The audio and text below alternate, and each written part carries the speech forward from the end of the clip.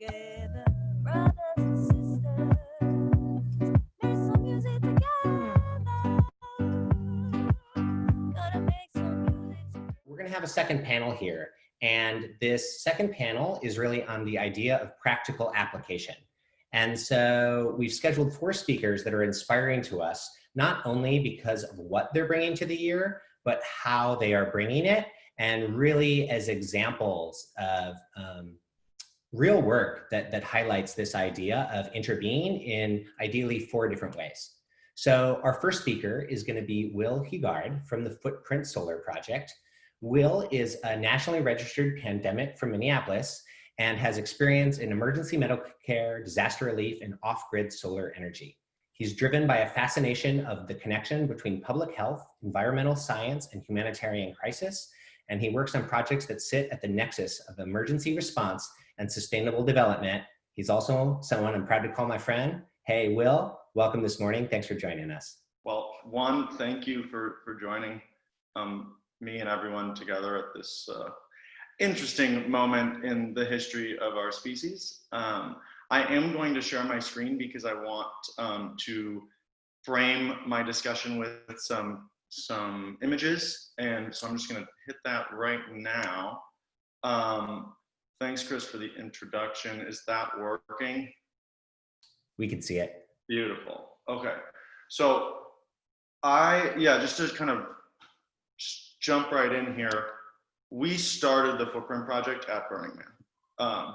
We started testing solar battery systems to basically power critical infrastructure, and one of the few places that would let us do it is Burning Man and the PLAYA. So we started this a few years ago, and I think now is a very interesting moment to think about how the lessons and the actual physical infrastructure of Burning Man can be brought to other places that are in serious crisis. Some people might not like it when I call Burning Man a first world refugee camp, but I think the reality is that we are surrounded by people in deep, deep suffering, and we have such privilege to sit on lots of physical infrastructure that could be mobilized for shared benefit. So to start, here we go. So yeah, I lead Footprint Project. It's a very small grassroots nonprofit that deploys mobile solar battery systems to disasters. Our mission is really to turn every disaster into an opportunity for sustainable development, and we do that by helping communities build back greener by rapidly deploying these basically solar energy systems on wheels. Like I said, our initiative started at the Rampart Medical Clinic back in 2017 and then 2018 when we tested mobile solar systems for health infrastructure on PLAYA.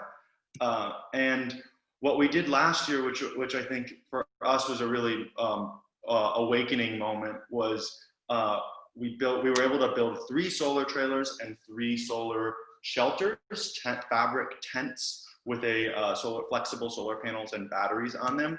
And we were able to test them at 3 other camps, providing clean power for about 150 people. But what's more interesting, I think, than what we did on PLAYA is what happened to that equipment after, after we left PLAYA. And what's happened is we've seen this equipment just kind of float around the domestic US and power other needs that we kind of didn't expect when we built these systems. But the whole goal is to mobilize the equipment for shared disaster benefit. So one of the solar trailers was in ecosystem recovery in Paradise, and then went to the Kincaid fire to provide mobile cell phone recharging there. We've trained the CAL FIRE on the solar shelter setup and in San Diego, and then most recently we've been one of the solar trailers was deployed to Nashville during the tornadoes, and then Chattanooga, particularly because of the Burners Without community. The Southeasters have been epic in mobilizing this equipment and building out the Southeast regional network of deployable sustainable infrastructure. And then most recently, we deployed a solar trailer that was at Camp F on PLAYA to the Matamoros COVID clinic. I was down there 2 weeks ago, and it is powering most of the COVID clinic there. So I think for us, we see the ability of Burning Man to really deliver concrete, life-saving infrastructure for people in regional disasters. So just so we kind of talk about what we're trying to get to is we're really trying to mobilize set up regional dispatch hubs for clean energy systems. We only own a couple of these systems, but we know there are more floating around out there, whether they're a DIY build or whether they're a larger, more professional solar battery system. It really doesn't matter as long as we can displace traditional fossil fuel generation in times of crisis. And so what we hope to accomplish is really leverage the BWB community to develop these regional networks.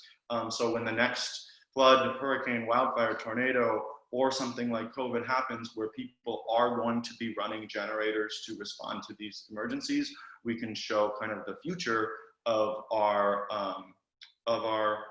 mobile sustainable infrastructure if we're gonna actually survive this decade that we are leaning into hard in 2020. So I wanted to share this photo because this is the first solar trailer we ever built. It was brought out to Burning Man in 2017. We lived in it. It worked kind of, but we learned a lot. And every time we deploy this stuff, we learn new things. And here's what we just finished building last month, and we've come a long way.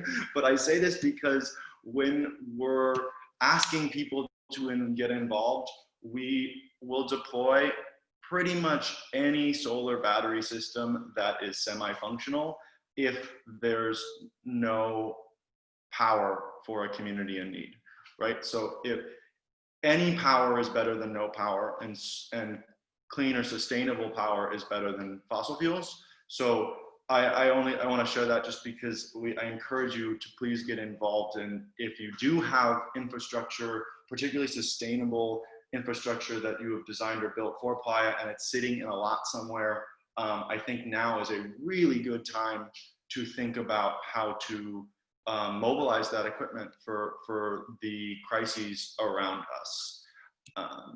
So I guess just to kind of close out my brief little discussion here, I'd encourage everyone to really think about how, whatever the hell this multiverse thing is going to be, how are we actually going to use this to solve the problems that we're all facing? The reason why we're sitting here talking behind screens and not at Fly Ranch right now talking in person.